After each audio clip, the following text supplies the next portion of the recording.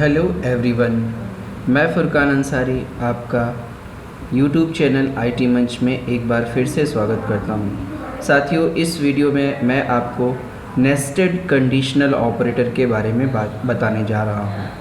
Nested conditional operator से पहले मैंने आपको प्रीवियस वीडियो में कंडीशनल ऑपरेटर के विषय में बताया था। आपसे एग्ज़ाम में पूछा जाता है कि टर्नरी ऑपरेटर का एग्जाम्पल बताइए। तो टर्नरी ऑपरेटर का एग्जाम्पल आपका कंडीशनल ऑपरेटर ही होता है। तो यहाँ पर सबसे पहले मैं आपको इसकी डेफिनेशन के बारे में बता रहा हूँ। जब भी प्रोग्रामर अपनी आवश्यकता के आधार पर कंडीशनल ऑपरेटर के अंदर उसकी बॉडी में ही दोबारा कंडीशनल ऑपरेटर का इस्तेमाल करता है, प्रयोग करता है, इसी स्ट्रक्चर को, इसी फिनोमेना को हम नेस्टेड कंडीशनल ऑपरेटर कहते हैं।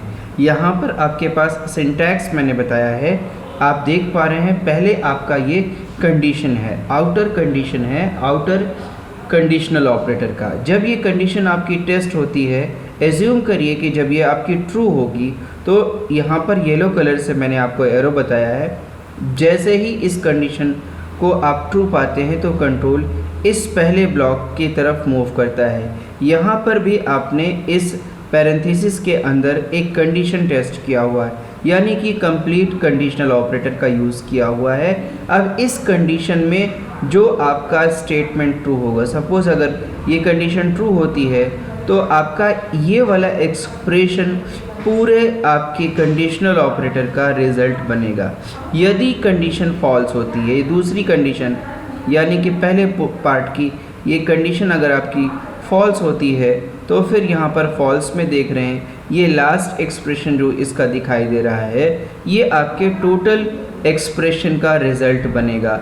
इसी प्रकार से हम एज्यूम करते हैं यदि हमारी पहली ही कंडीशन फॉल्स हो जाए तो कंट्रोल सीधे आपका क्रॉस करके यहाँ पर लास्ट पोर्शन पर आता है। आप देख पा रहे हैं ये जो फुल कॉलन दिखाई दे रहा है ये आउटर कंडीशनल ऑपरेटर का है। यहाँ पर इस पार्ट में आप देख पा रहे हैं जहाँ जब कंडीशन फॉल्स होगी आउटर कंडीशन की, तो यहाँ पर पहले चेकिंग होगी एक और कंडीशन की। इस कंडीशन में आप देख पा रहे हैं यदि कंडीशन ट्रू होती है तो ये वाला एक्सप्रेशन टोटल का रिज़ल्ट बनता है, और अगर कंडीशन फॉल्स होगी तो लास्ट का जो एक्सप्रेशन आपका है, स्टेटमेंट जो होगा, वो आपका रिज़ल्ट बनेगा। इस प्रकार से यहाँ पर सिंटैक्स के माध्यम से हमने समझने की कोशिश किया कि आपका नेस्टेड कंडीशनल ऑपरेटर कैसे काम करता है। इसका एक एग्जाम्पल प्रोग्राम हम देखते हैं कि हम 3 नंबर्स में मैक्सिमम नंबर और मिनिमम नंबर कैसे फाइंड आउट करेंगे। यहाँ पर आपके पास क्वेश्चन लिखा हुआ है, program to find the largest and smallest among the given 3 numbers. मैं आपको बताना चाहूँगा कि यही सेम प्रोग्राम आपके एग्ज़ाम में बार बार पूछा जाता है।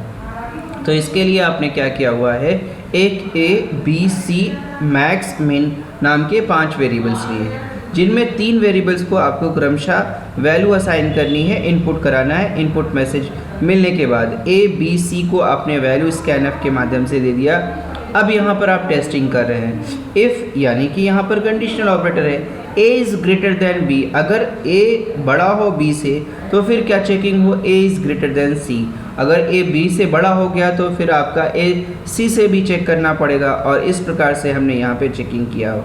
अगर ये बात सही हो जाए तो A की वैल्यू मैक्स को स्टोर हो जाए, नहीं तो फिर C की वैल्यू मैक्स को स्टोर हो जाए, क्योंकि आउटर कंडीशन यहाँ पर ट्रू होगी तो ऑलरेडी आपका A B से बड़ा हो चुका होगा, और अगर A C से छोटा हो गया तो इसका मतलब C लार्जेस्ट हो जाएगा। अगर A B और C दोनों से बड़ा हुआ तो ये वाला स्टेटमेंट एग्जीक्यूट होगा, और यहाँ पर आपके मैक्स की वैल्यू, मैक्स में A की वैल्यू हो जाएगी। इन केस अगर आप यहाँ पर एज्यूम करिए A की वैल्यू B की वैल्यू से छोटी हो जाए तो ये एक्सप्रेशन एग्जीक्यूट नहीं होगा, बल्कि कंट्रोल यहाँ पर आएगा। और क्योंकि A आपका B से छोटा हो चुका है तो हम यहाँ पर B और C की का कंपेयर करेंगे।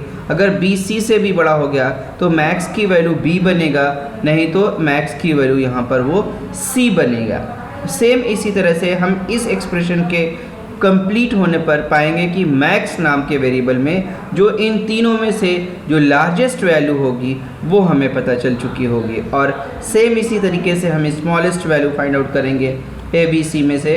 तो आपने चेक किया a is less than b, अगर ए की वैल्यू बी से छोटी हो जाए तो हम चेक करेंगे क्या ए की वैल्यू सी से छोटी है। अगर ये बात भी सही है तो मिन में ए की वैल्यू आएगी। और अगर आपका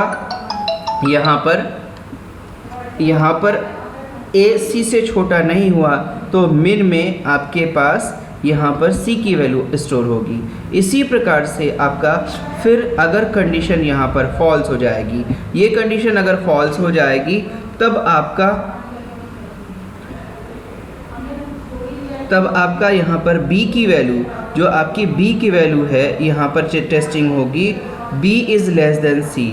b is less than c check होगा, अगर ये कंडीशन ट्रू होगी तो b की वैल्यू मिन की वैल्यू बनेगी, और अगर ये कंडीशन फॉल्स होगी तो c की वैल्यू आपका मिन की वैल्यू बनेगी।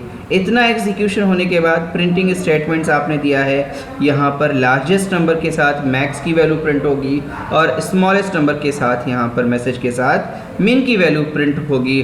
और आप देखेंगे कि दिए हुए 3 नंबर्स में से जो बड़ी वैल्यू है वो आपको मैक्स वेरिएबल में दिखेगी और जो सबसे छोटी वैल्यू है वो मिन वेरिएबल में आपको दिखाई देगी। इसी प्रकार के और बहुत सारे एग्जाम्पल प्रोग्राम्स कंडीशनल ऑपरेटर्स के होते हैं, और आपसे को मैं अगले वीडियोस में उनको दिखाऊंगा भी। और अगर आपको ये सब कुछ अच्छे से समझ आया है और आपको वीडियो पसंद आया है तो वीडियो को लाइक ज़रूर कर दीजिए और साथ ही साथ मेरे चैनल को सब्सक्राइब कर दीजिए। नेक्स्ट वीडियो में एक इम्पॉर्टेंट टॉपिक के साथ फिर से मैं आपको मिलूँगा। Thank you.